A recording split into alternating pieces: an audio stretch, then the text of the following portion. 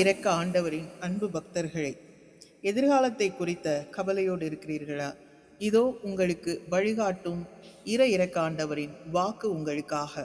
சங்கீதம் 16:11 வசனம் கூறுகின்றது, வாழ்வின் பாதையை நீர் எனக்கு காண்பிக்கின்றீர், உமது திருமுன்னிலையில் நிறைவான மகிழ்ச்சி உண்டு என்று சொல்லுகின்றது. ஆம், வாழ்க்கையின் எந்த வழியில் செல்ல வேண்டும் என்று தெரியாமல் குழம்பும் நேரங்கள் வரலாம். அப்போது இறைவனை நம்பி அவரிடம் வழிகாட்டுதலை நாடும் போது நமக்கான சரியான பாதையை அவர் காட்டி வழி நடத்துகின்றார். உலக பொருட்களும் வெற்றிகளும் தரும் மகிழ்ச்சி தற்காலிகமானது. ஆனால் ஜெபத்திலும் இறைவனோடு கொண்ட உறவிலும் கிடைக்கும் மகிழ்ச்சி ஆழமானது, நிரந்தரமானது. இறைவனின் பிரசன்னத்தில் மனம் அமைதியையும் நிறைவையும் பெறுகின்றது. நாளைய நாள் எப்படி இருக்கும் என்பதை நாம் அறியாவிட்டாலும் நம்மை வழி நடத்துபவர் இறைவன் என்பதை நம்பி நாம் எதிர்காலத்தில் தொடர்ந்து செல்லலாம்.